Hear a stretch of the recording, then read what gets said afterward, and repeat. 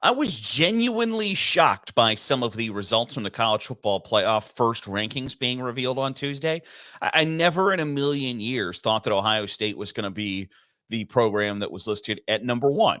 And I think the history shows that it wasn't likely that they were going to be ranked number one because at times the committee that ranks the college football world has waffled back and forth on whether it's the most deserving teams that should be included in the top four or the best resumes that are included in the top four. I think you can argue that right now Ohio State has the best resume. They've got 2 top 15 wins. And when your competition's best wins for the top spot are Georgia has beaten Kentucky and Florida, and Michigan has beaten Indiana and Minnesota, it just doesn't, the resumes don't stack up. But I think the consensus is in the college football world, and again, the college football playoff, for the fact that this is the 10th year, and I think there's been like 2 number 1 ranked teams to win the national championship, shows that maybe they're not the best at predicting just who really is the number 1 team in America. But the consensus around the college football world is that Georgia and Michigan are the 2 best teams, and Ohio State, Florida State, Washington, Oregon, Texas, Alabama, Oklahoma, whatever category or whatever you want to list them, is kind of in a second tier.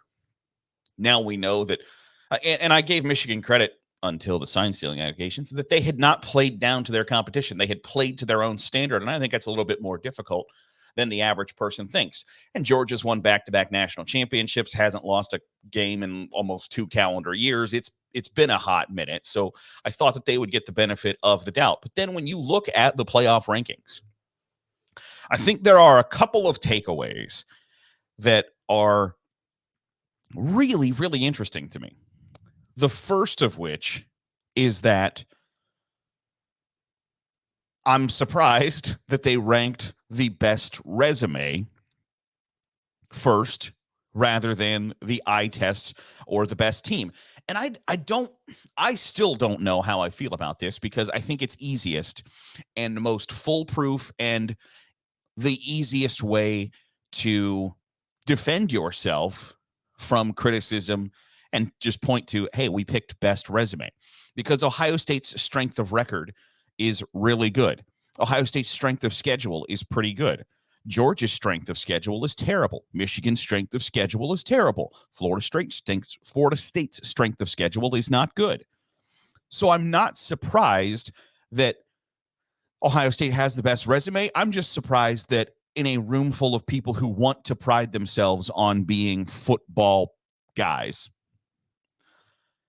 that they didn't say, despite the resumes, we believe that Georgia and Michigan are the 2 best teams in the country. And I would not, no matter what the rankings were, outside of, Ohio State being ranked 10th and Oklahoma being ranked 2nd or something crazy like that, I wouldn't have sat down and bitched today, because maybe the second biggest takeaway is the first rankings, and really every rankings until the last one, are just simply made for TV specials.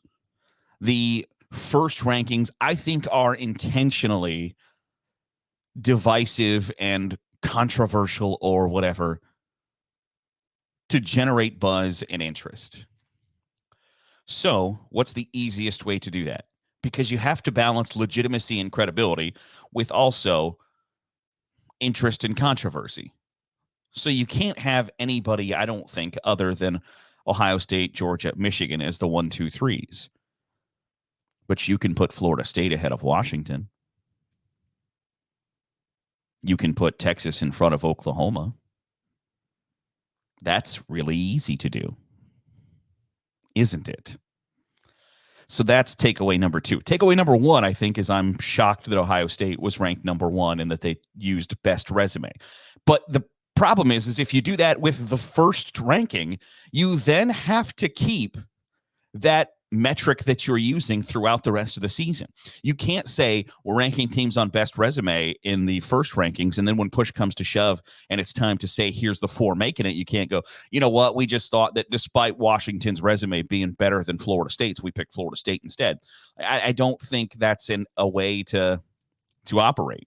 Like, I think you have kind of boxed yourself in and maybe they haven't just because it's moving to a 12-team playoff next year, that who cares how they do it this final year, ranking numbers 1 through 4.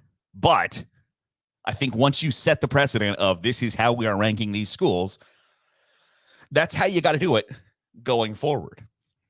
And so if you're going to rank them by resume, I don't know that Georgia or Michigan's resume, I think, can leapfrog Georgia and Ohio State, because if they would beat conceivably number 11 Penn State, conceivably number 1 Ohio State, and then somebody from the Big Ten West who is the representative, they could jump to number 1.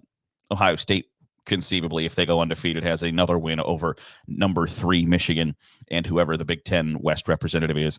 And if you're going to rank them by resume, then that pretty locks you down at number 1. I don't know that Georgia can leapfrog Ohio State outside of, okay, we've got, and I don't think this is, like, I think it's a bit much to have like Tennessee ranked number 17 and Missouri ranked number 12. And I don't want to get into the whole like SEC bias / these teams are ranked to help out somebody else. Like, I don't buy that. But Georgia's going to have 3 games in a row against top 25 teams. You got Mizzou on Saturday, Ole Miss at Tennessee. Maybe that does move them up to number 1 with the resume at the end of the day. But if you're going to rank them by resume, at this point, there are 3 of the 4 spots in the college football playoff that are spoken for, unless the top 3 lose twice. Because say Ohio State loses to Rutgers, that's a bad loss. But if they come back and beat Michigan and win the Big Ten, you still have 3. You would at that point have 4 top 15 wins. I guess 3 top 15 wins over Notre Dame, Penn State, Michigan. And you have a bad loss. Is that enough to keep you behind Florida State and Washington? I don't know. But if you're going to say resume is how we're ranking them, which I think is the best way to go, whether it's most deserving, because I think resume and most deserving are the same thing. I don't know how you make the argument that they're not the same thing. So I find that super interesting of like, people say there are kind of like 3 or 4 ways to view this. I think there's kind of 2. There's resume / most deserving, because I think they're the same thing. And then eye test. While Georgia might not have the resume, or Florida State might not have the resume, or Washington might not have the resume, are those 3 of the 5 best teams in the country? Yeah, I would say so. The problem is only 4 getting in.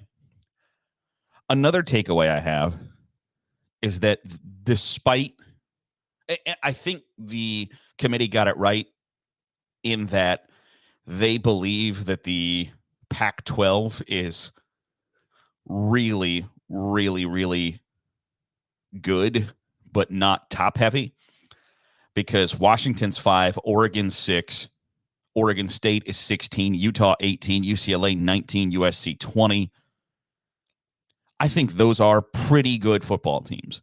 You could argue that USC is damn near elite on one side of the ball and as terra awful as you can be on another side of the ball. They are dreadful defensively. And that's why they're 20th and not 10th. But I think they're right in that they have a high regard for the Pac-12, but I also think they believe this is all going to shake itself out, because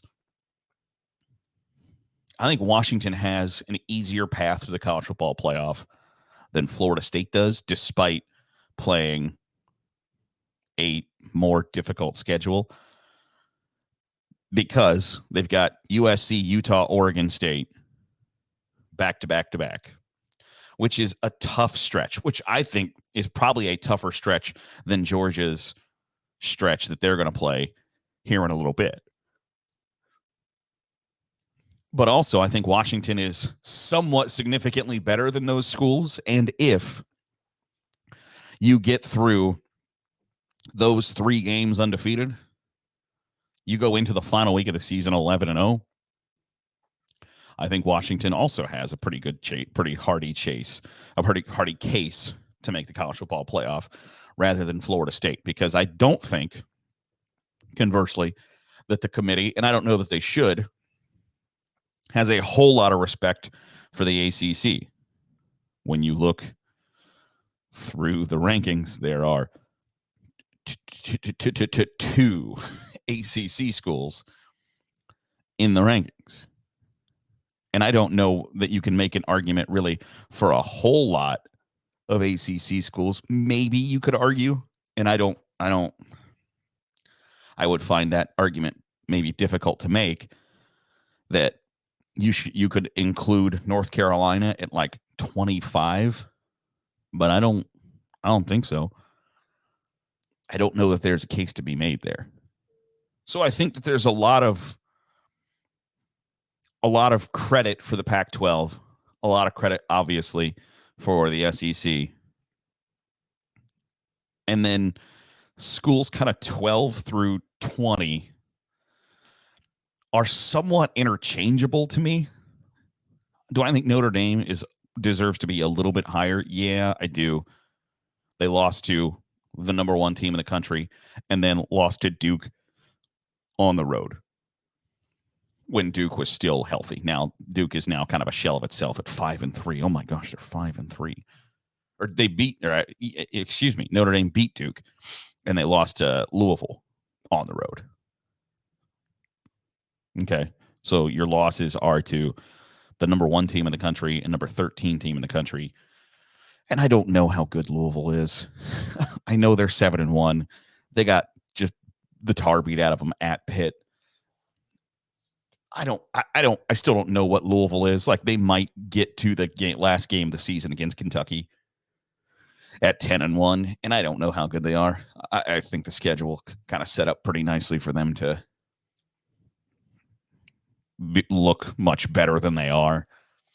But there's not a lot of love for the ACC, a lot of love for the Pac-12, a little bit of love for the Big 10, a little bit of love for the Big 12, and then a lot of love for the SEC. One final takeaway that I had when you take a look at the college football playoff rankings is that Tulane over Air Force is really interesting to me, because I've said before that I think Air Force is obviously in the driver's seat to be the group of 5 representative in the New Year's Six. Obviously, college football playoff sees it differently, because conceivably Tulane, who lost to Ole Miss to start the season, or I guess the second week of the season, and hasn't lost since, is better in the committee's eyes. I think Air Force at 25 is a pity/courtesy ranking of, hey, you are undefeated, and we can't just rank the top 25 Power 5 schools. We have to, because if that's the way the rules sit right now, next year, one of those Power 5 or one of those group of 5 schools is going to make the college football playoff. So you've got to start building the, like, hey, and maybe they don't. Maybe they want it to look as if none of these teams deserve to be in the top 12. But I think that's a different discussion for a different day. I think Air Force is a pity ranking in the committee's view of, like, okay, you're undefeated still at this point of the season, but we think Tulane is better than you, and we kind of have an unspoken agreement that the 6th best conference is the American, not the Mountain West. Therefore, should we be forced to put one of you in the New Year's Six, we're going to go on to the American rather than. So Air Force, I think the last takeaway for me is Air Force has to finish undefeated if they are going to be the group of 5 representative in the New Year's Six. Because if Tulane already has a leg up on them, and I think that would be difficult to justify, is that if Tulane finishes 11-1 and Air Force finishes 12-0, that the average observer is going to go, well, wait a second, one of these teams is undefeated, the other one has a loss. Despite, if you look at the rankings, Ole Miss is number 10 right now. So your one loss is to the number 10 ranked team in the country, Air Force, undefeated. And I don't necessarily like to do well, what happens if, like, there's still a month left of the season. We got a lot of football to play. There is a lot of football, and a lot of things can happen. So I don't necessarily like to sit here on November 1st and say, well, what happens if, but I think it's clear that either Tulane needs to win out, or Air Force, or either Tulane needs to lose one more time, or Air Force has to win out for the Falcons to be the Group of 5 representative, which I don't know how I feel about that. Because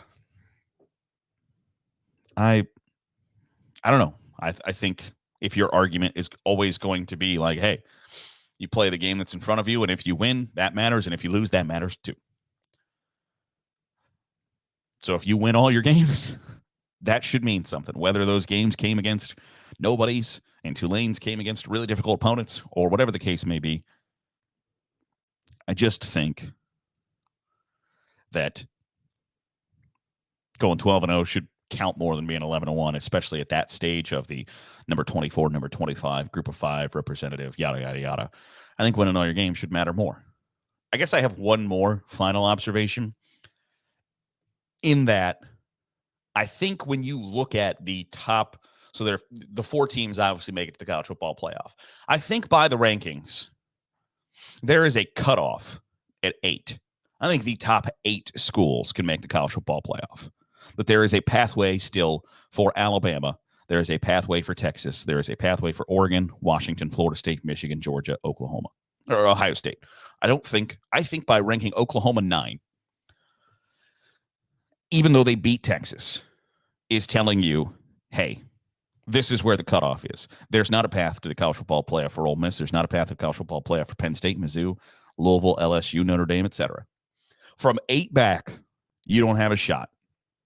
Because if you're going to tell me in week 1, like Oklahoma's win over Texas apparently isn't going to get better for them. Like, that's already one of the better wins in America.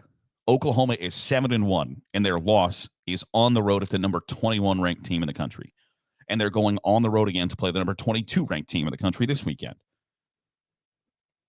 But if you're already ranked behind the school that you beat and you both have 1 loss, that tells me you do not have a path forward to the college football playoff.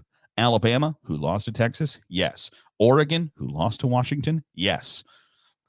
If chaos ensues, any of those 4 schools can find themselves in the college football playoff. But to me, I think the message to Oklahoma is, thanks for playing, but that ain't it. Ain't happening for you. Sorry about your luck.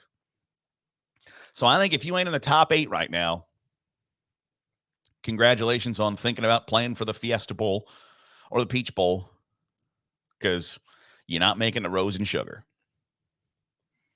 But also, when you look at the college football playoff rankings and you look at the bracket of what a 12-team playoff would look like this year, has me excited for 2024. That'll do it for today's episode of the Daily Huddle. Appreciate you making us a part of your day, however it is, wherever it is you're doing so. If you're watching on YouTube, hit the subscribe button. Make sure you're getting all the great college football content we're popping out here at Saturday Glory. If you're listening on a podcast, drop a 5-star review. It goes a really long way in helping us get in front of more college football fans, and that's always a good thing. We'll be back at it tomorrow, making our picks for the weekend. Looking forward to it. I'll see you then here on the Daily Huddle with Saturday Glory.